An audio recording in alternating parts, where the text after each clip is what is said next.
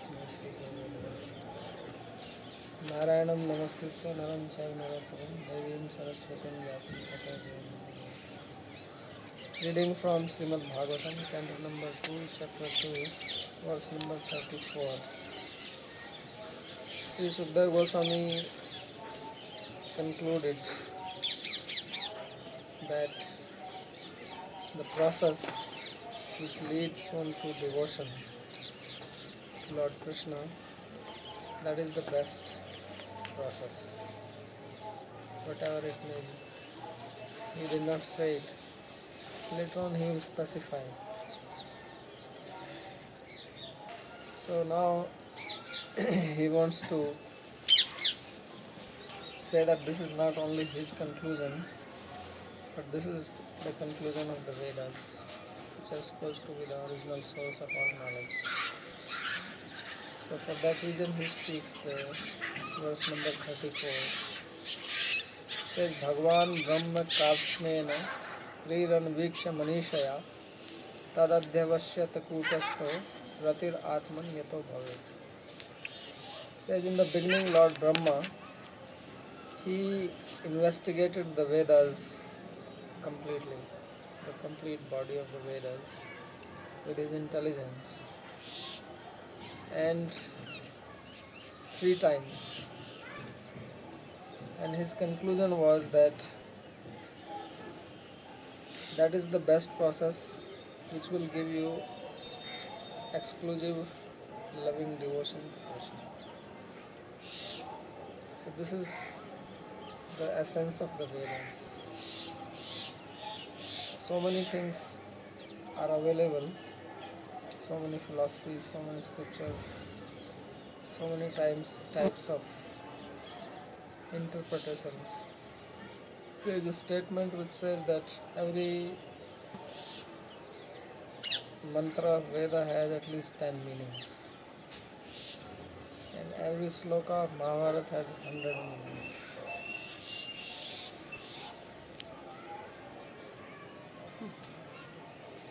But that which is related to devotion to Krishna, that is the real meaning, or the most complete meaning. The other meanings are not wrong, but they are partial truths, and they also have their utility, because everybody may not be at the level to take to pure devotion immediately. But Brahma himself, he has studied the Vedas, and he investigated the real meaning, and he went through the whole book 3 times, and that was his conclusion. Adhyavashyat means that he conclusively he found out that Kutastha Rati.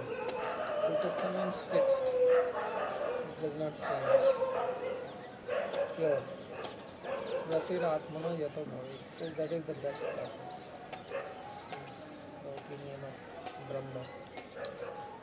Nanutvam Manishaya Sarvasarattvena Yogasya Asya Prem Lakshanas Swabhimatattvena cha imamev panthanam nischinoshi अन्यो वा तत्र सामान्यस्य वा का कथा भगवान एव स्वमनीषया प्रथममेव मुनीषदेव इत्यादि. So if someone says that to Sukadeva Goswami, that is it that you are concluding this, that one should take to the process which leads to bhakti yoga, or is it the opinion of others also? So then he says that it is not just my opinion, but this is the opinion of the Lord himself. And he translates the word Brahma here as that Lord, that not only Brahma, but Lord himself investigated the Vedas and gave the conclusion. As he says in Bhagavad Gita, Vedaischa sarvaira hameva vedya. So he has also studied the Vedas himself and gave this conclusion. Bhagwan swaprakash sarvagyadi guna hai parmeshwaroti. The Lord, who is self-luminous, means he has complete knowledge and the controller of everybody, Even he studied the Vedas. Svanishwas Udbhutam Brahma Vedam. The Veda which came out from his breath. Because it is said that he breathed Vedas. So that he studied himself. Swamanisha, with his own intelligence, Anviksha, 3 times. Yathanya Munya Shastram Dvistrir Anviksha eva Tatparyam Paryalochayanti Tathaiva sa Munirбhutva Samachintyatiti Sritir Bhagwan api Muni Lilatvenaiva Sarveda Vidheya Saratasham Vilya Veda Arthanam Durgatvam Loke Vyanjan Trivichara. So why did he study 3 times? Says that usually when you want to know the meaning of something properly, then you have to study it 2-3 times.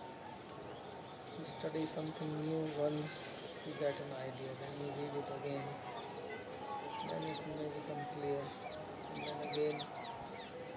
So he also followed the same process.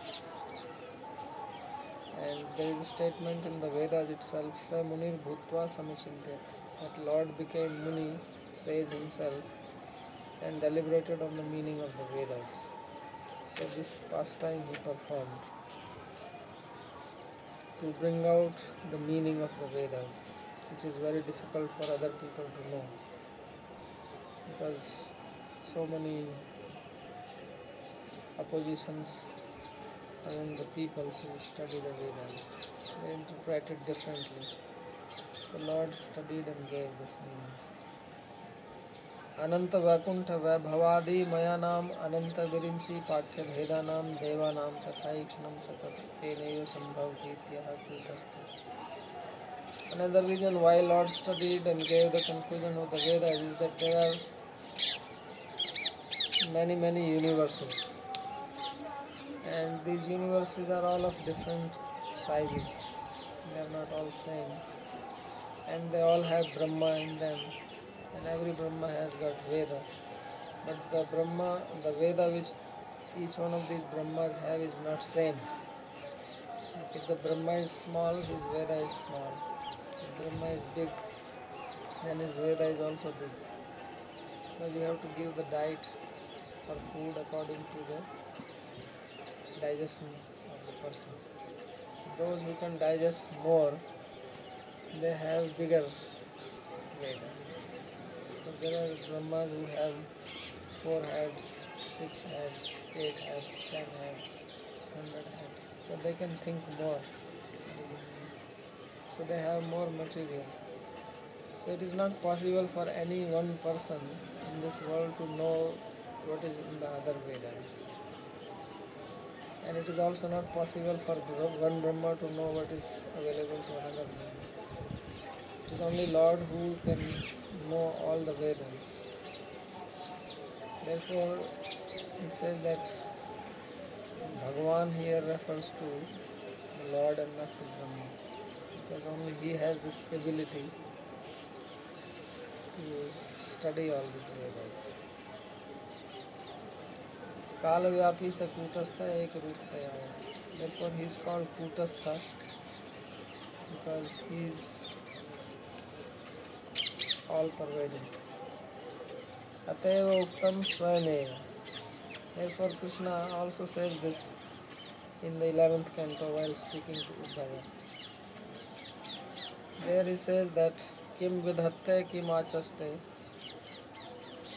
kim anudya vikalpayet ityasya hirdaya loke nanyo mad veda kaschan.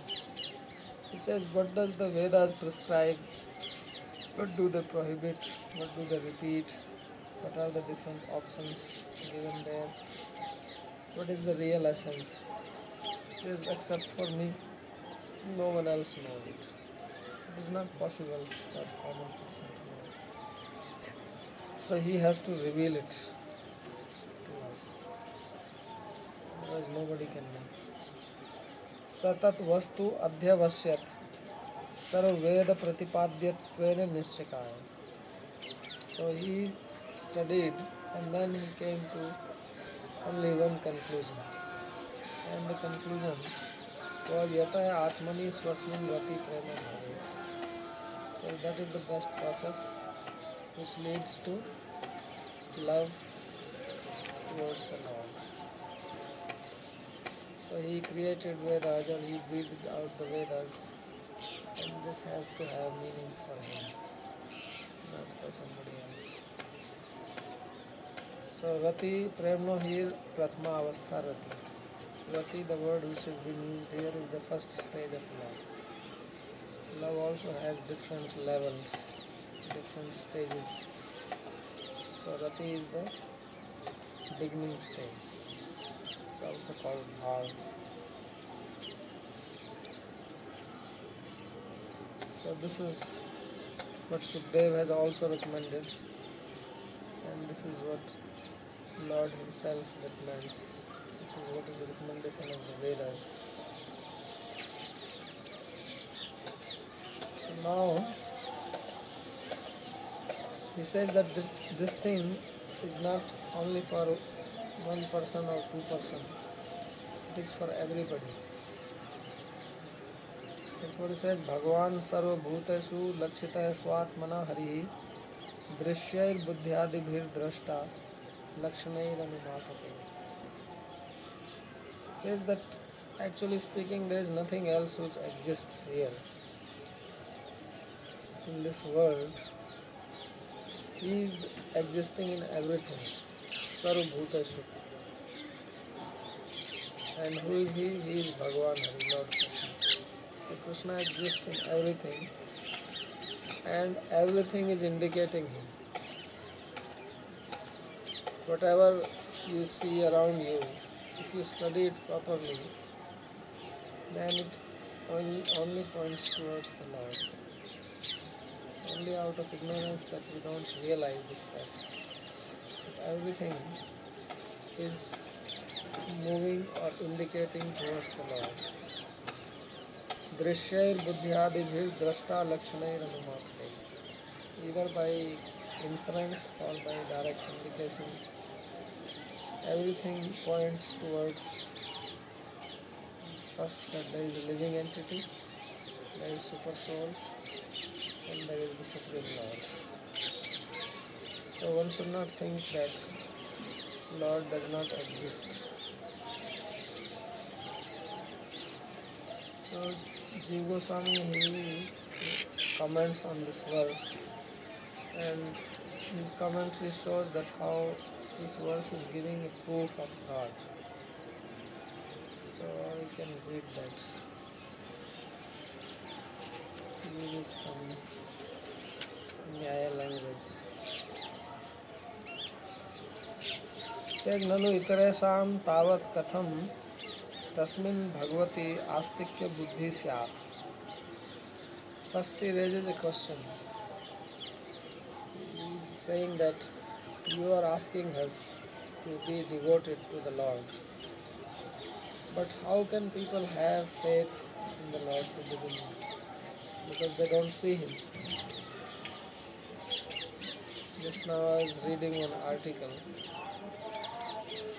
and the article is written by somebody who is speaking about a school somewhere, and school is supposed to teach Vedas besides the normal subjects, but propagate Vedic knowledge. And the name of the school is called Ved Ratna Vidyalaya.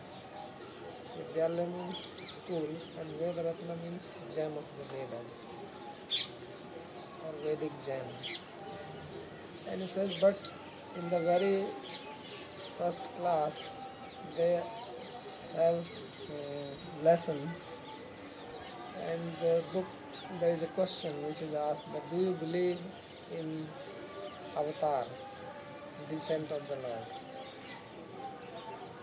They ask this question to the students, and in India everybody will say yes, yes we believe. So then the teacher will say that no, you are wrong. He says there is no avatar. And then they give a logic for this. He says, you think that Ramchandra was avatar? And everybody said yes, because in India everyone hears about Lord Ram and Ramayana. He says, how is he avatar? Because he took birth and then he died. He took birth from Kausalya and Dashrath, like you have taken birth from your parents, and then he died. So how can he be avatar? So children, obviously, they have no answer. Then they say that God is supposed to be all-pervading. But Lord Ramachandra went to forest for 14 years, and at that time all the people in Ayodhya felt separation from him. So if he was all-pervading, why these people felt separation? And his father even died out of separation. So why his father has to die if Lord is all-pervading? So therefore, he is not God. And then they ask the question, so now do you think that Ram is God?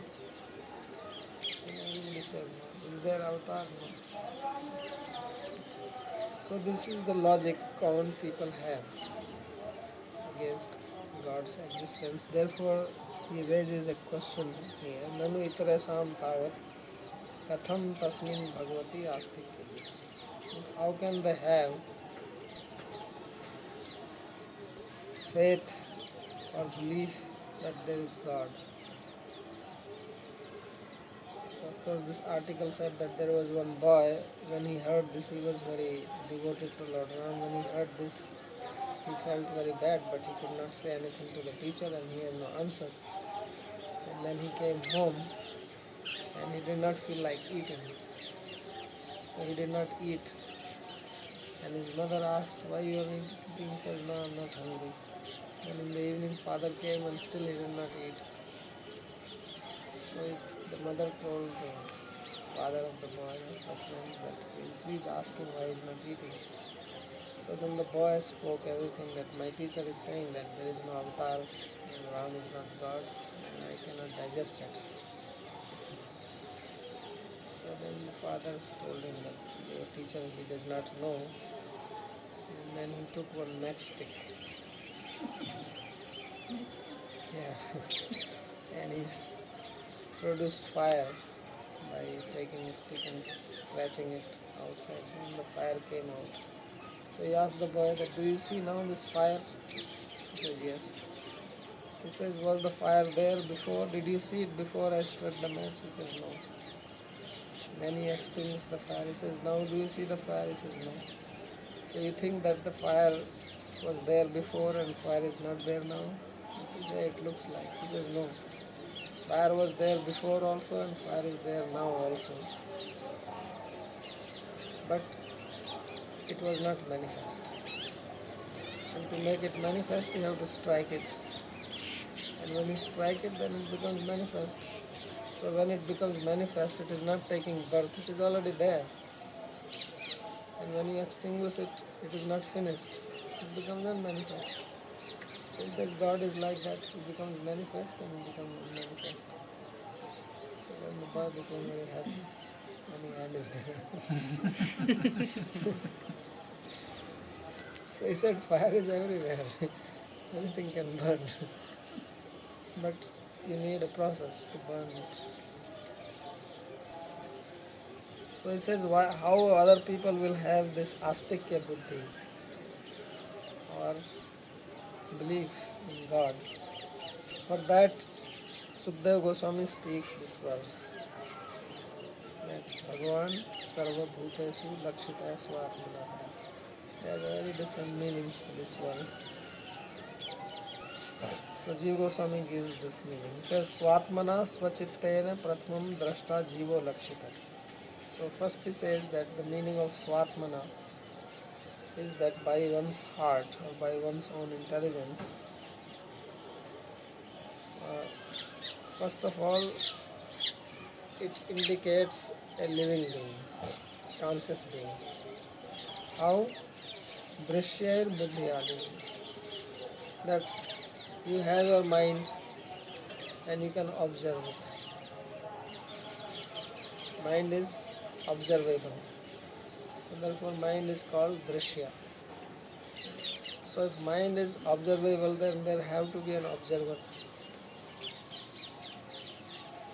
So by this fact that your intelligence, your mind, you can observe, this proves that there is somebody who is separate or distinct from the mind and intelligence. You can observe it. And that somebody is the living being, is the conscious being. So he says that is the first thing one has to know, that Lakshita Svatmana Hari. How Lord Hari or Bhagavan, Paramatma or God is indicated by everything he is showing us. That if you see these sense objects, then sense objects cannot know themselves. They are known by somebody else. How do you know them? You know them through the senses. So the senses, they are instrumental in knowing the sense object. Therefore senses are different from the sense object. Then you can also observe your senses through the mind. And when you sleep at night, you are dreaming only through the mind. So mind is different from the senses and superior to them. You can see the senses. But you also observe your mind. So there is something beyond mind also. So this way one can understand that there is living being who is separate from all that which can be seen. Whatever you can see is not you, because seer is different from the seen.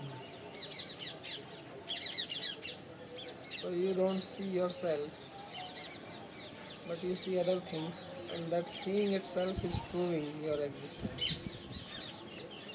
And that proves also the existence of the super soul and Bhagavan who will show this.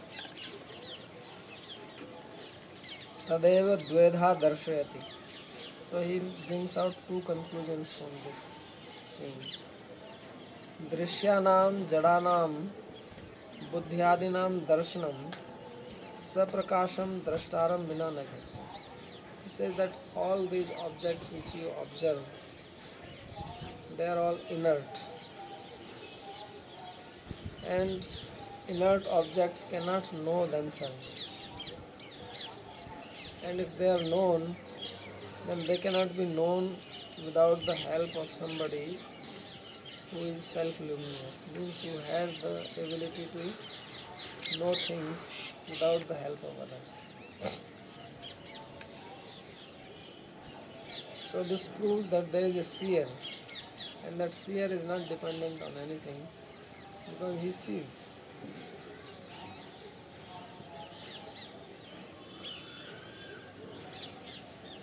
लक्षणे स्वप्रकाश दृष्टि लक्ष्य तथा बुद्धियादीनि कर्तृप्रयोज्यानि कारणत्वाद वास्यादिवद इति व्याप्ति द्वारा अनुमाप्ते. Also, the existence of the living being or soul is proven by inference. It says that anything which is an instrument cannot function by itself. It is not that you have a brush and suddenly it starts painting. Brush does not paint. It only is an instrument. There has to be somebody who uses it. So similarly we have the senses, which are instruments in knowing things. So they have to be used by somebody. When you have mind, then mind is also used by somebody, or intelligence. So there is somebody who is making these things function. And it is mind or senses or intelligence or the external objects. They cannot do anything by themselves. That's why when the person dies, then he cannot function anymore. So this proves that there is somebody who is controlling them, who is making them function. And then that somebody is the living being. अथ भगवान अपि लक्षितः. And this also proves the existence of Bhagavan. That if there are living beings, then there has to be Bhagavan. What is the proof in that? That he gives the next one. He says, Kena sarvabhutesu sarveshu teshu drashtrisu pravishtena swatmana swansrupena antaryamina. Adau sarvai drashtibhir antaryami lakshita tatastena bhagavanapi lakshita. Says that there are living beings in every person. But these living beings also cannot function independently. Just as in our body, we have different senses. We have the eyes, they see something, and by seeing, then you want to do something. You want to pick up an object by you see something or you hear something and then you move. So your legs function. So that means that sense which is seeing or which is hearing, that is not the one which is making the leg move or the hand move. There has to be somebody who is above that, who is coordinating this. So above the senses are mind, because the senses are all linked to the mind. And you see something, then thought comes in the mind, and then through the mind you think of picking up that object. So just as all these individual senses, they function, but they need somebody who is above them to coordinate them. So similarly, there are living entities and they are all functioning independently. But to coordinate them, you need somebody. Otherwise, how they will function? So just as if you have this body, then there has to be one presiding person in this body for the whole thing to function as a unit. Not that your upper part is developing in one manner. Your head decides to develop like a football and the legs decide to become small. Then they cannot carry the weight. It will become a disease. So body is developing. There is some program which is being followed and it has to have some central control. If you have a factory, a country or even a house, there has to be some one person. If you have a car, then there has to be one driver. If there are two drivers driving one car, both have the steering, brakes, accelerator in their hand, can you imagine what will happen? So one wants to put it in the back gear and the other is putting it into the front gear. So it will not go anywhere. There will be big noise. So similarly, if the living entities are existing and the world is functioning, then there has to be somebody who is coordinating this. And for that, two things are necessary. That somebody has to be in contact with each one of you or each one of us. And then he has to be one. So therefore there is Paramatma who is within all of us and therefore controlling us, being inside us. At the same time he has to be one outside to control all this. So therefore it proves the existence of both Super Soul and Bhagavan. Many times people think, why Bhagavan, why Super Soul? This is a necessity. Without Super Soul and Bhagavan, both features being together, the world cannot function harmoniously. Because if the Super Soul is all independent in each one of us, then it is as good as being no Super Soul. Because then we are all living beings having our own ideas. So he is in all of us and yet he is one. So there has to be Bhagavan and there has to be Paramatma. So this proves the existence of three things. That there is soul, super soul and Mahasoul, Bhagavan. Therefore everyone should have faith in God. It's the simple logic. does not need very big proof. Adau sarvai drashtribhir antaryami lakshita. So first there are living beings, and these living beings themselves indicate the existence of super soul. Tatastena bhagavanopi lakshita. And then the super souls in all of us, they indicate that there is one Bhagavan. Satu purvad dvedhaeva lakshate. And just as the existence of the soul was proven in two ways. One is that the intelligence, etc., they are observable. So there have to be an observer that proves the existence of the soul. And second is that there has to be somebody who is an agent, because observer can only observe, but then you have to function. So there by the process that there has to be an observer of all these inert things, because inert things cannot know themselves. So one who knows has to be conscious and different from all this. And second thing is that for functioning, for doing anything, there has to be an agent, and agent has to be different from the instrument. So whether it is your mind, your intelligence, your eyes, your nose, your ear, your hand, leg, or external things, they are all instruments. Because your mind is also your instrument. You say, I think with my mind, I decide with my intelligence, I use my eyes to see. So if these are all instruments, then there has to be an agent behind them who is using them, because instrument does not function by itself. So in these two ways, the existence of soul is proven. And the two ways also the existence of super soul and Bhagavan is proven. So he says, therefore, Satu Purvat Vedhayava Lakshate.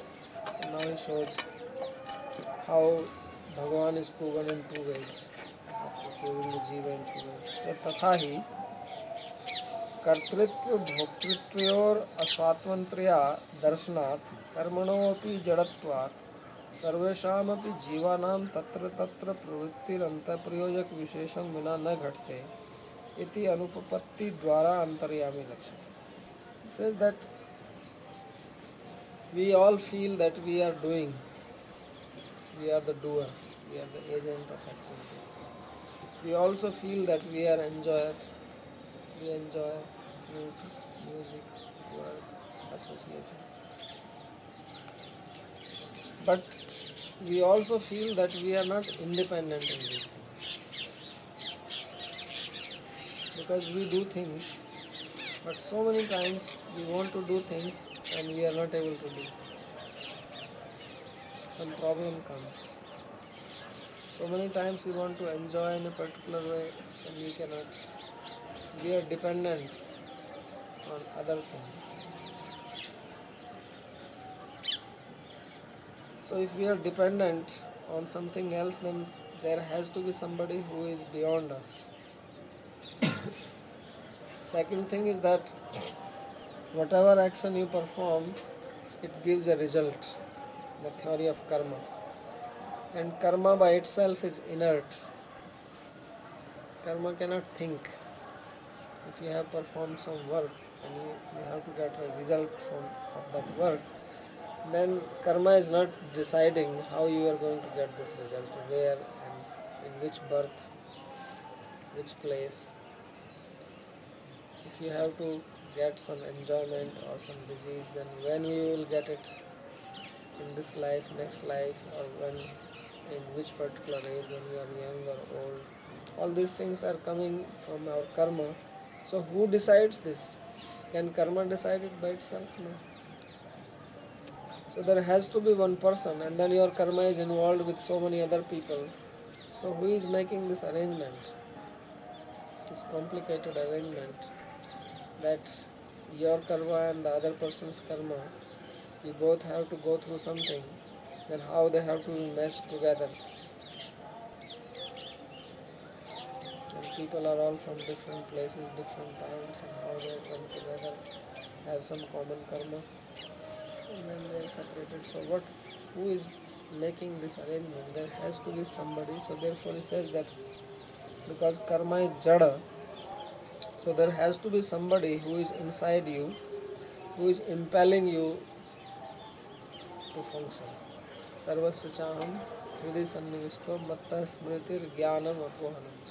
Krishna says that I give memory. Suddenly you remember, oh, actually I'm supposed to go to Delhi. And then you go and you need something happens. So that's how your karma was arranged. Or you forget to go there, and this you avoid something would have happened. There was a big bomb blast in the train, and you didn't go, you forgot to catch the train or flight. So who made this arrangement? He says Antah Project. There is somebody inside who is the controller, who is the Priyojaka for this. Because by yourself it is not possible. So that is the super soul.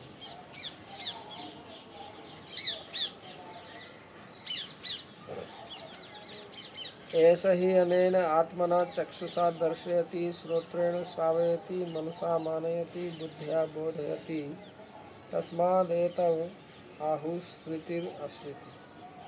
This is from the Bhallave Ashruti, one part of the Vedas, where it says that it is only through the Lord that He makes us see through our eyes, hear through the ears, think through our mind, discriminate through the intelligence, etc. And to know that this is the path to be followed, this is to be avoided. So this proves the existence of super soul. And this also proves the existence of Bhagavan. How does this prove it? It says, Atha tasmai cha antaryamitva aishwaryaya teshu yadi sarvansenaiva pravashati kopi parastada स्वतः पूर्णत्व भावाद अनिश्वरत्वम एव शादिति अनुपत्ति द्वारा अंतर्यामी रूपेण तस्य अंशेन भगवान अपि लक्ष्यते. If we assume that Lord with all His power has entered inside us and there is nobody else outside, so then what will happen? So then again there will be no more control.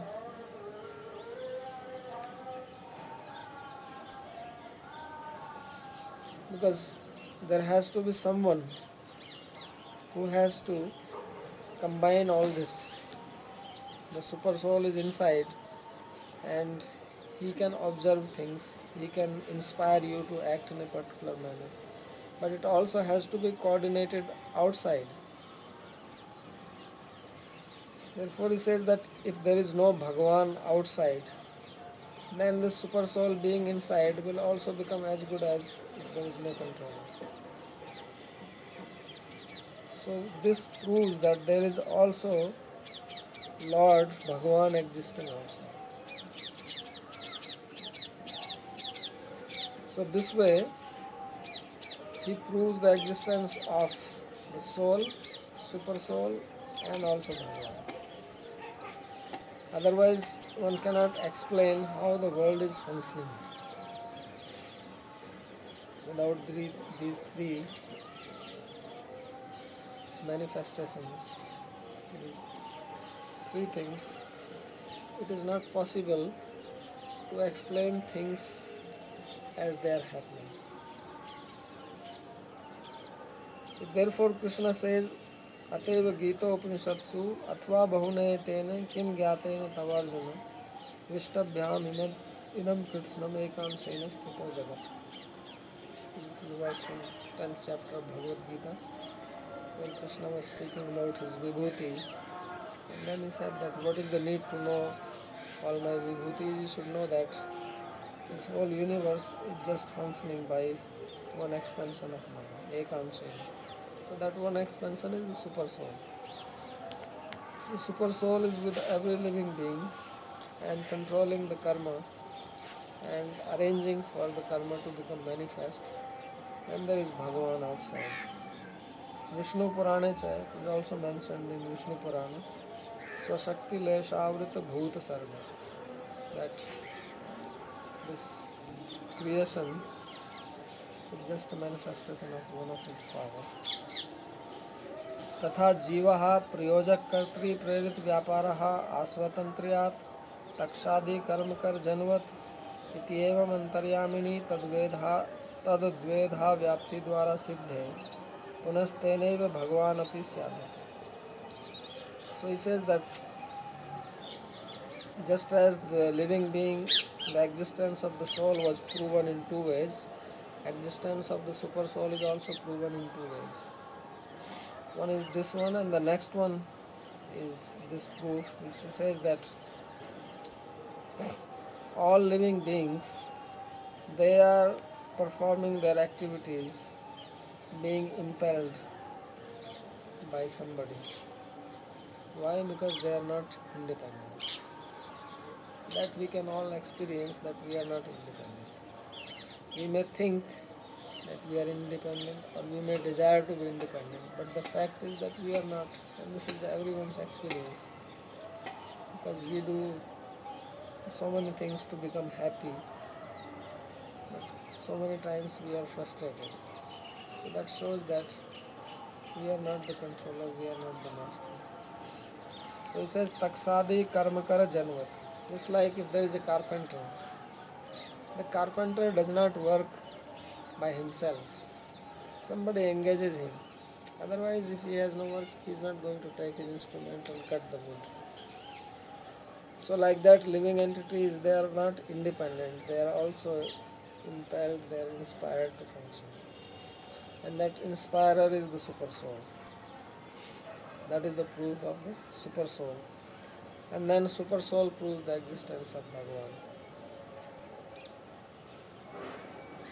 तुच्छ वैभव जीव अंतर्यामी स्वरूपम ईश्वर तत्वम निजंसी तत्व आश्रयम तथैव पर्याप्ते राज प्रभुत्व आश्रित तक्षादि कर्म कर प्रयोजक प्रभुत्ववती.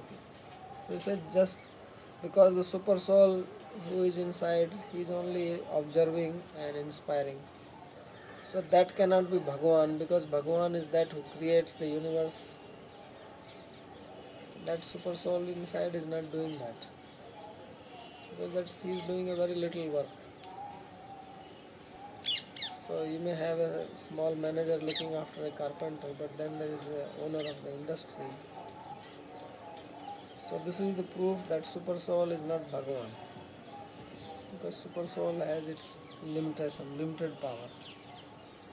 So then it has to have Nijansi Tattva Ashrayam, that it is dependent on its Anshi or its source from whom it expands.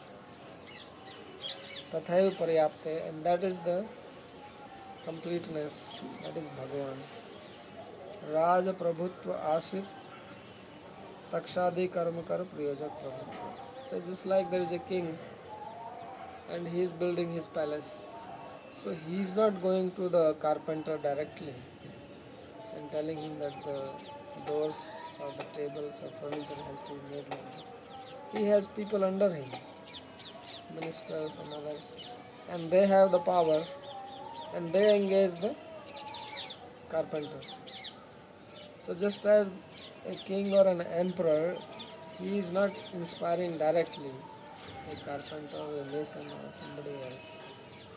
He is not giving direct orders to them. He has middlemen. In the same way, super soul who is inspiring the living being to function is not the ultimate. There is somebody above him, and that is Bhagavan. So that is the proof of existence of Bhagavan. So these are the two proofs he has given for soul, super soul, and then two proofs for the Bhagavan. And therefore no one can say that why we have to hear about God, why we have to chant about Him, why do we have to worship Him. Because you are not independent, you are controlled by super soul and then Bhagavan. Therefore he will come to the conclusion in the next verse. Then he quotes another verse. He says, Athvatra yathendriye prithak dvarai artho bahugunashraya eko naneyate tadvad bhagavan shastra vatmabhi iti eva dharanam. He gives one more logic. He says that just as you have the senses, I said it before also. Suppose you take milk. So when you see the milk, then all you can say is that it is white in color. And if you drop it on the floor, you can say it makes some sound. If you touch it, then you know that it is soft to touch. And you drink it, it is nice to taste. So with each sense you get knowledge about the milk, only one. But you yourself have the complete knowledge of all this. So that means you are above this. Because I cannot know how milk tastes, and the tongue cannot know how milk looks. But you know. So there has to be somebody.